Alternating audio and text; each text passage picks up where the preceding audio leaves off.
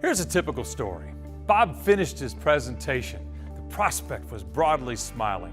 Bob knew this one was a done deal. Piece of cake, he thought. "Your presentation was excellent," stated the prospect. "Good job." "Thank you. I thoroughly enjoyed the opportunity to show you what my company and I can do for you." "With the presentation that I just saw," responded the prospect, "I'm sure anyone would have been impressed." "Are you impressed enough to go ahead with the order?" asked Bob. "To be truthful, I'd really like to get something together with some of the people back at the plant." "I can understand that." "If we do that," stated the prospect, "I think we might be able to do some business." And then he added with a chuckle, "Unless, of course, you don't want the business." Bob grinned back. "I'll do all the business you want." "Good. Give me a call sometime toward the end of next week. Give me a chance to digest some of the good stuff I've seen. That be okay with you?" "For sure. I know we'll have a lot to offer you at a very competitive pricing point." "That's really good to know. We'll be in touch."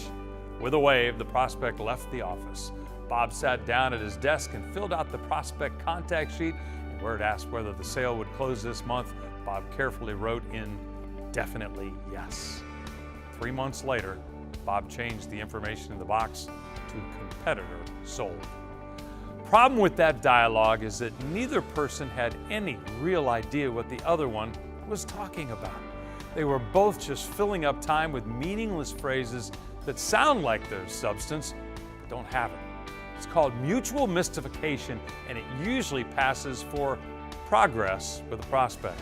Mutual mystification happens all the time because the vast majority of people are convinced that they know exactly what someone meant.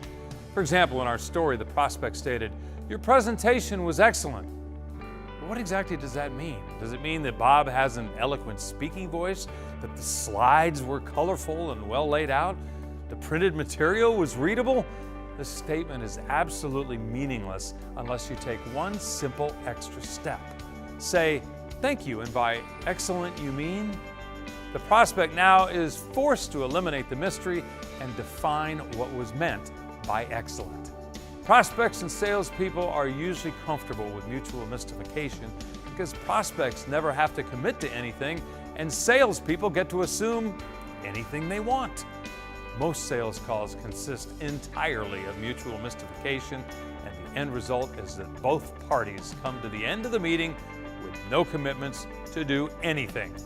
Yet both parties feel good. Bottom line, if you think you know what somebody said, you don't know until you ask them.